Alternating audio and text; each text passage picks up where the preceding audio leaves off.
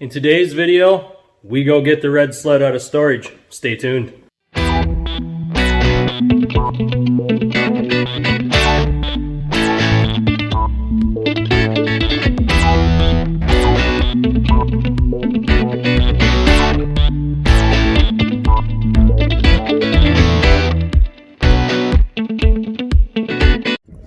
Welcome back and/or to the channel.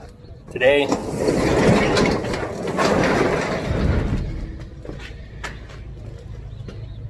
the red sled finally comes out of storage. In this video, I'm going to show you some things that maybe not a lot of people do when they put a vehicle in storage. So these are important aspects that you need to know when you put a vehicle in storage and when you go to get it back out. So today we're just going to be doing a video on things you're going to want to check when you pull your vehicle out of the garage. There'll be 3 main things that you'll need to do, but 5 that you want to do for sure. Let's start out with number 1. Number 1, you're going to want to open your hood and check all your fluids. You're going to want to make sure before you even attempt to fire this vehicle after it's been sitting that all the fluids are in it and they're full. Now we will need to do an oil change on this vehicle once we get it out. But the first process is going to be making sure we can get it to our house to do that service. So what we'll do is we'll open this up and get started. And you don't need to do a lengthy check. All you're doing is just making sure there's enough fluids in the vehicle for you to safely start it.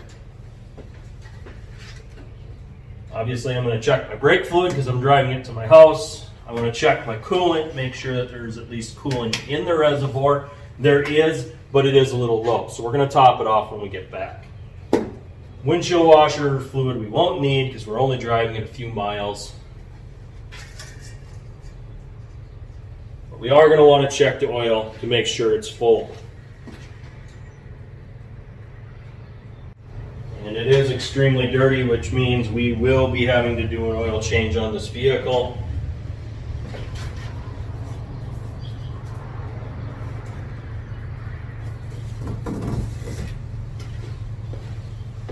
Sometimes when people put vehicles away for the winter just because they're not safe to drive during the winter, or it's a show car that they have, what they may do is decide to just store the vehicle since they're going to have to do an oil change on it in the spring anyway.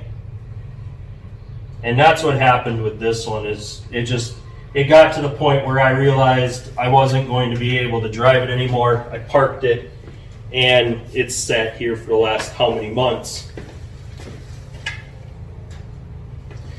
When you're inside your storage unit, you want to do, and this is step number 2, you're going to want to check to make sure there's no mice droppings or anything that's gotten in here since you parked the vehicle. If you did, you're going to need to make sure that nothing got in there and chewed on wires or got into your AC or heating system of the vehicle. And this is a common thing that happens. So number 1, check fluids. Number 2, take a walk around the vehicle. Make sure there's nothing out of order from when you stored the vehicle. And when you're doing your walk around, you're going to want to check your tires as well. This could be part of number 2. Like I said, they don't need to be completely full, but they have to be full enough to be able to drive it to the house or wherever your garage is. And they are, most of the tires are pretty full. Maybe a few pounds low in a few tires. That happens. So I will fill those up when I get it back there. I'll also be doing an oil change video on this vehicle.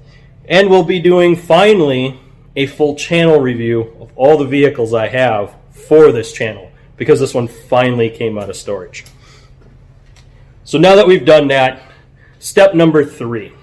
Is make sure you have enough voltage in your battery to start the vehicle.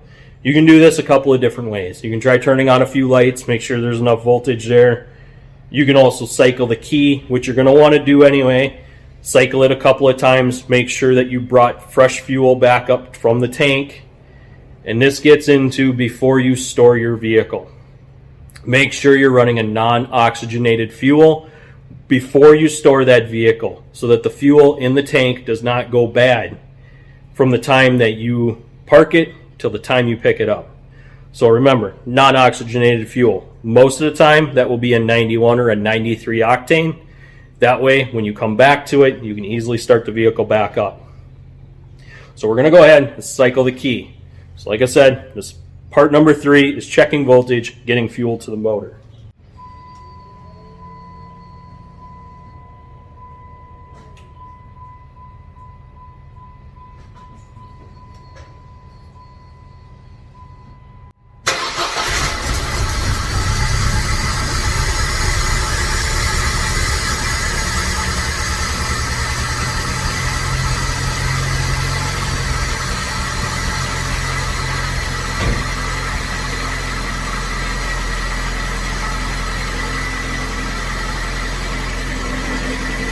Step 4 is obviously starting the vehicle.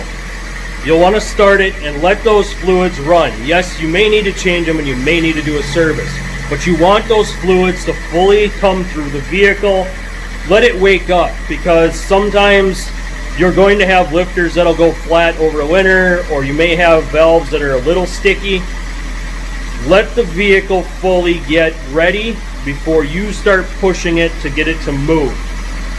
You can take a lot of stress off of a tired engine, or take a lot of stress off of something that's not really ready to go full RPM yet by just letting it go through its warm-up cycle. So that's number 4. The last step in this process is going to be checking to make sure your brakes are not froze up over winter. If you pull your e-brake when you park it, chances are your e-brake could freeze up. So you're going to want to make sure that your brakes are not froze up. Now you can do that while the vehicle is doing its warm-up process, and we want to make sure that all fluids are circulating through this engine before we get carried away and try to drive it. But to check the brakes, just make sure you're in neutral, make sure your e-brake is not on, and then just lightly push the vehicle back and forth, making sure that the brakes move free, nothing froze up. If you've got a really heavy vehicle and it's hard to do this, what you can do is lightly put it into gear and just let the engine itself creep the vehicle forward or back. But don't press on the throttle until you get everything up to operating temp. Now when we go to do the oil change, it's going to make it a little more difficult because this oil will be warm. So this vehicle will have to sit and cool down before I can do that oil change. And I do have some other videos that I'm in the process of filming right now. So this oil change may not be until later today. But as you hear, it's starting to warm up, the engine's starting to smooth out, the alternator is getting a good charge on it, so we are in the process of getting some of the kinks worked out of this, at least as far as pulling it out of storage.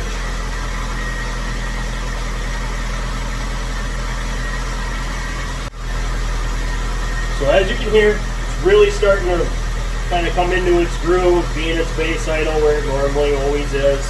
It's just that first startup will be rough because the fluids haven't circulated in how many months. You haven't had fuel up to the injectors, so it has to repressurize injectors. But once you got it idling nice and smooth the way it normally did before you parked it, the only thing you have left is to drive it out of the garage and take it back and do your oil change. So let's get going on that.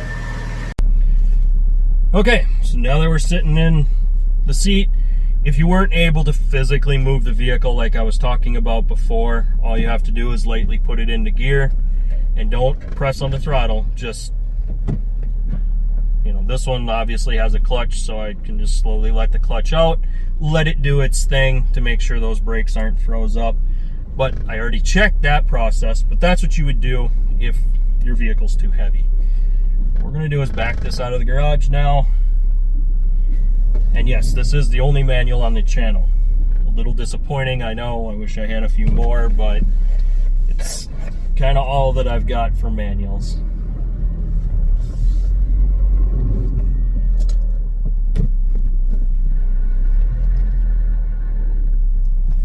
Now, one issue I'm going to have is rust on the brakes. And most of the time those brakes will clean up. but you need to do a drive process, which we're going to do now.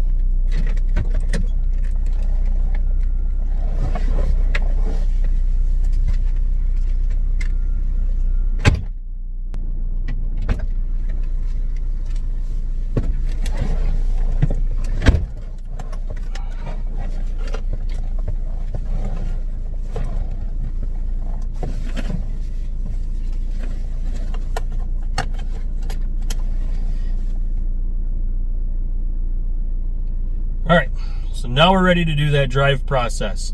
And what we're gonna do is take the vehicle, we're gonna go around town for a little bit, we're gonna hit the brakes. We're not gonna wanna run this out of town and get on the brakes because we don't wanna lock them up and have those brakes seize.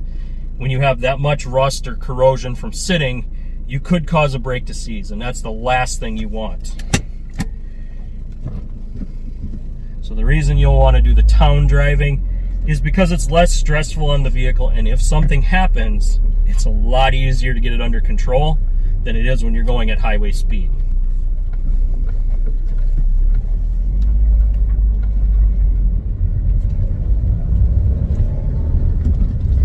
And the point of the city drive is just to utilize your brakes, you know, get that rust kind of burned off of there. Most of the time it's just like a light surface rust, so it's not a big deal, but you don't want it to cause the brake to seize up for any reason. If you're going at highway speed and you jam on the brakes and you haven't cleaned this rust off, you could be, as you can hear, that's pretty bad. There's quite a bit of rust in there. So we're gonna have to drive it around for a bit. But if you were to just take it out of town and jam on the brakes and force that rust off immediately, you could cause a situation where the pads would freeze to the drum. And at that point, the brakes won't release. Well, if you're already going highway speed, you're going to put the vehicle into a skid, which could cause you to go in the ditch. So it's better to just go slow with it. Take your time.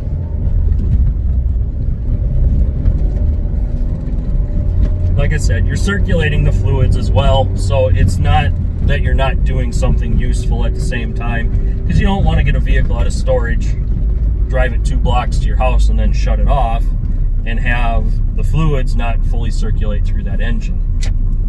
You want to get those lifters back up to where they need to be. You want to get the injectors fully going like they're supposed to.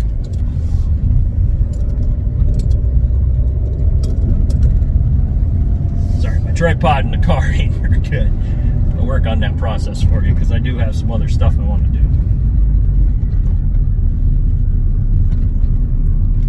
As you can hear, that time it wasn't as bad. So we are getting slowly better. And it's just going to take a little bit of drive cycles.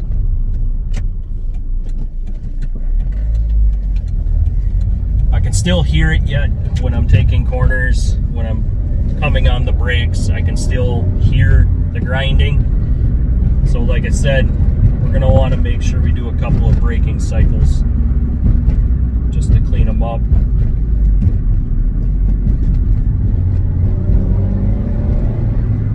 Also varying our RPMs. You'll notice I won't just leave it in 1 RPM. I'm going to vary them. And the reason for the variance in the RPMs is you're giving that motor more of a range. You don't want it to think it's always going to run at 2,000 RPMs because you're going to be lugging the engine. So it's better to vary your RPMs slowly so that you get what you need in the drive cycle. And you can get those components working like they're going to under a normal condition.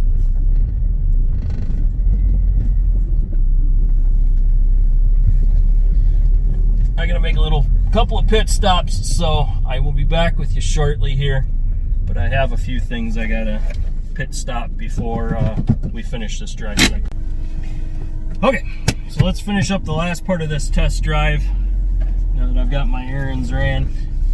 And the last part is just to get it out on the highway, actually run it up and down the road, get it up to full RPM, full highway speed. Now, if you do have low tires, wait to do this process. Don't just jump behind the wheel and feel like you got to rush it out of town when you got low tires, because you could wind up blowing out a tire. So if you got good air pressure, which this one does have good enough to do this, we're going to go ahead and run it out of town for a few miles, we're gonna bring it back in and we should be good to go. And I've already picked up my oil change, so my oil change is good to go. In the video that I will be doing to go through all the vehicles, that's when I'll list any modifications that have currently been done before I started the channel, and maybe give some future glimpses to things I want to do as time goes on here. But we do have some projects coming up for the red sled, and we're still working on the Crimson 5.7, which I've got a couple of other projects that are going to be coming up soon where the Crimson 5.7 needs to get the front end done. And there is a long ways to go before we're there. So the next few weeks are going to be really, really busy. But now that we've got it out of town, what you're listening for is any clunk or clatter, you know, just noises that weren't there when you parked it. And most of the time you won't have any issues, but every once in a while you may have a bushing that just completely gave out over the winter time, which was already on its way out. So then you might have to replace an arm or something like that. You know, a suspension component just wears out. It happens. You also want to check your heater, make sure your heater's functioning, check your AC.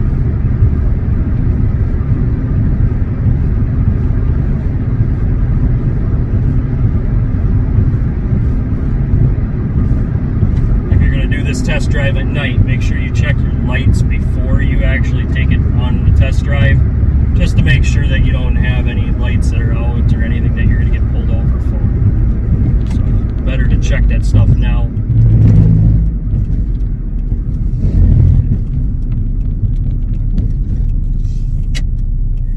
But when I do the service on it, I'll be doing my normal checks that I've done in other oil change videos. The reason that I'm going to show this one is it's the first time we've done an oil change on this car. And in case there's a different process, we want to kind of cover, you know, what the vehicles are and what you should do for each one, because not every oil change is going to be the same. Not every vehicle is going to have the same process. On your trucks, you may have grease zerks. On a car, you probably won't. So, I mean, there's certain things you'll do for each oil change, but I won't show more than one oil change on the same vehicle. That's kind of pointless. But everything's running out good. RPMs are good. The vehicle's pulling with plenty of power. I'm not feeling a lag or a loss of power in any means. I'm not having temperature spikes. There's only the typical wind noises, which I've tried to seal up my sunroof. This was before the channel.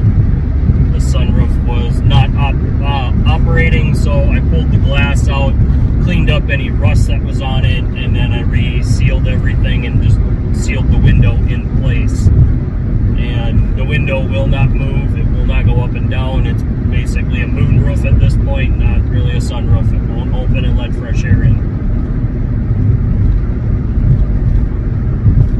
As you can see, I do have some headliner stuff that we probably should get to at some point.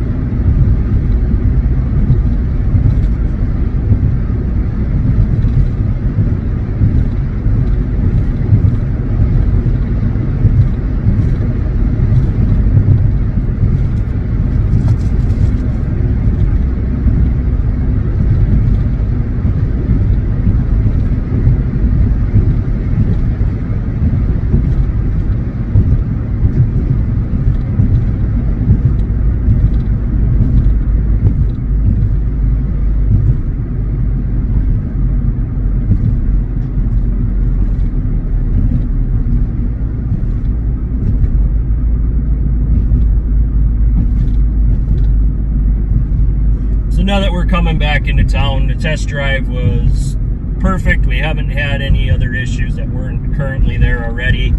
Like I said, I'll be doing an oil change video. I'm also going to do a full vehicle description video. So I'll go into things better as far as what's been done to this car at that time. But I think that's about going to do it for today's video. Like I said, the 5 things that you'd want to know when you're bringing a vehicle out of storage. Number 1, check your fluids. Number 2, do your walk around. Number 3, Make sure that you cycle everything before you start it up and let that vehicle get up to operating temp before you move the vehicle. Number 4, you're going to want to do your service and get your vehicle actually ready to be on the road. And number 5 is just your final checks that you need to do, such as lights or anything remaining. Those are the main points, but I'd like to say thank you for watching. Please shoot this video a like, smash that subscribe button, and I'll see you on the next one.